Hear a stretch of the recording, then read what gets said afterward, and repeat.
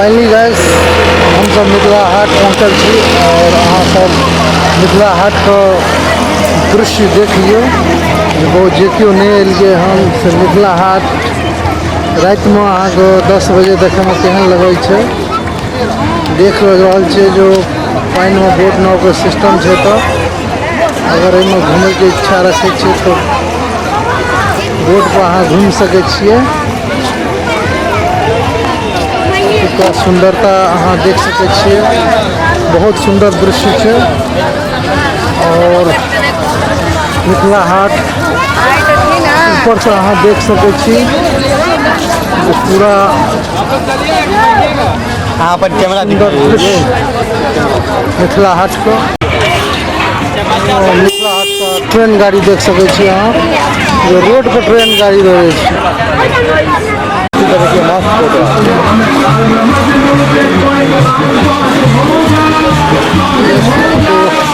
मिथिला हाट केको बिक्री से बढ़िया चले छे मोना। कतऽ आयल छी अखन हम तो मिथिला हाट जे मिथिलांचल का महत्वपूर्ण स्थान छे ओहिमे अखन भ्रमण करे ले आयल छी। पोखर केहन लगल देखे में यो पोखर तो देखबा में बड़ा सुंदर लाग रहल अछि। जे हमर मैथिल चाहे छल से ई मैथिल का दिव्य स्थान अछि।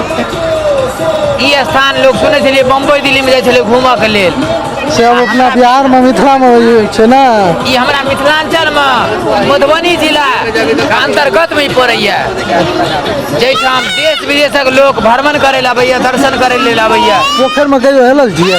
ई पोखर हाँ ई पोखर कहू तो हम एक छलांग में कासे का चल दे के छलांग हां यो आज तोरी के नाव कथि ले देने छे महाराज? यो नाव तो शोभा सुंदर के लेल देने छे, धिया पुता के खेलक कूदक के लेल देने छे।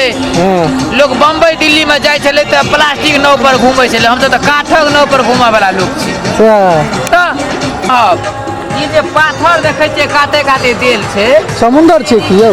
नहीं यो ई तो बनावटी समुद्र छिए। आई नारियल गाछ फरबो नहीं करे छे, प्यास लागल छल फरती ते एकटा फले काट के पानी पीबतो प्यास बुझाइतो। जी महाराज तो फल तोड़ना मना छे। चलू ई देखियो ई कतेक उत्तम व्यवस्था छे। हां कचरा नहीं फेकबो त चलू आगू चलू चलू। और उत्तम व्यवस्था कैल गेल छे जे कतौ गंदगी नहीं फैलाव करे जरूरत छे। की सब देखलिए मिथिला हाट में? बहुत किछ देखलिए। सबसे शांति वातावरण जगह पर छी हम सब। लव है देखियो पानी में नाव बहे छे, जेबे पर नहीं हां ई नाव की ई तो धिया पुता के लेल खेलक के लेल नमहरो आदमी जाय छे देखे छिए वो सेल्फी बनवे छे ऊपर से होता आदमी सब। हां से तो छे। हां जाओ नाव के व्यवस्था छे त ना या नाव पर चढ़ के लोग पार से पार जाय छे। चढ़बे नाव पर? हां यो नाव पर चढ़बे नहीं तो हां अरे तो देने छे सरकार ऊपर चढ़ के लेल घूमऽ के लिए घूमना जरूरी छे ना। प्लास्टिक के नाव छे यो? प्लास्टिक के नाव छे तो डूबतै थोड़े नहीं देखो एमे हाथे में स्टैंडिंग छे जेने मन हेते ने घुए घुम के आब रहल छथिन ना। हां हां यो तो प्लास्टिक के बनल छे। जाओ जाओ हम एक भाई में एकटा बैटरी पर लाइट जले छे।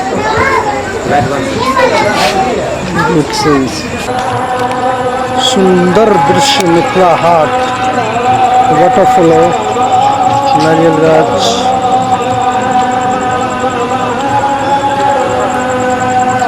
बिहार में बम्बई का नज़ारा देख सकते हैं आप लोग। लव पॉइंट की रे तो कत दुआई लेली हमरा? बिहार के मिथिला हाट एते घूमे के लिए सबसे नीक जगह छे। ए तो ककरो ने देखे छिए रे, ने दुकान दौरी देखे छिए, ने गाड़ी घोड़ा देखे छिए। तो महाराज खाली अथी सब आवे छे कपल सब जेकर नया नया बियाह भेल रहे छे। हां जका बुढ़वा सब नहीं एता आवे छे। ओ ते खाली छौरे छौरी आर के देखे छिए, बुढ़वा बुढ़िया नजरे न आवे छे कतौरू। देखे छे सब वहा छे, लगे छे सब बुढ़वा बुढ़िया के ब्रेक लगा देलकिन ओमरे। अहूँ तो एगो बुढ़वे छी। अरे एना कर ना ए मेला में एगो हमरा बुढ़िया ताक दे ना, हम पकड़ के चलब छिए जे एहि में जे गंगा जी में लोग नहाय छे तकर बियाह भए जाले थोड़ तो सब चीज बियाह भेली अहाँ नहीं जाओ नहीं रे कपड़ा खोलो दे अहाँके बियाह भेल अहाँ हमरा जा दिअ ना तू जबी ठीक है तू है नहा ले कहाँ छै गंगा जी जकाँ अरे गंगा जी छे नहा लेना जाए और की जे मानो तो देव ने तो पत्थर तो गंगा जी मानबी तब ना गंगा जी नहीं छै अहाँ बात बुझियो ना अरे गंगा जी चलू छिए चलू दोसर जगह नहा ले गंगा जी नहीं छियै देखै छियै नाव सब घुमै छै तो पहियो साल तोहर बियाह नहीं है तो हमर तऽ नहीं हुआ वएह में हम ठीक छै हाँ रैया रह हुए की कथी छिए रे टायर गाड़ी पुराना जमाना वाला बैठे ई टायर गाड़ी छिए एमा बरद कहाँ छै कहाँ बनबै बरद बरद हम कतौ बनिए अच्छा ऊपर में बैठे के लिए सेहो देने छै ने बाहर पानिओ में चलै छै पानि में चलै छै बाहर एकरे कहै छै सब पियाना अपना के बाड़ी के कहाँ से ओइ छतरी छिए अच्छा की देखै छहो ओइ छत्ता के देखै छी देखने नहीं देखै एते गो छत्ता तऽ हमर बाबुओ ने देखने छै की बात तू करी छहो ठीके कहै छियो उजरका छत्ता छै 4 गो कहानी चल चल हमरा टांग दुखा गेल चल बैठे बस हो कते केहन जवान छै रे अखन हमरा को तऽ छलांग मार के पोखरि पार कए दे तू कुछ क्या ठग सकै छक अपना जमाना के हीरो छ बैठ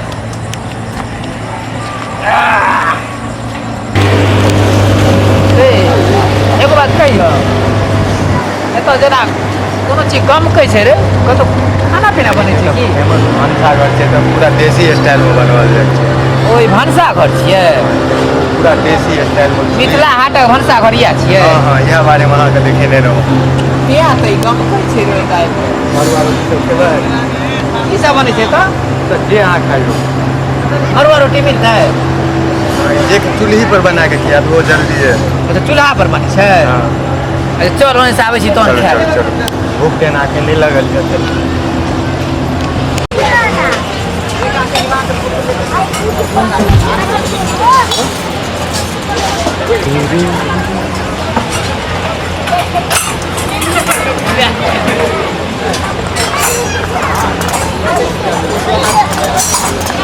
मिथिला हाट भंसाघर प्राचीन दृश्य कला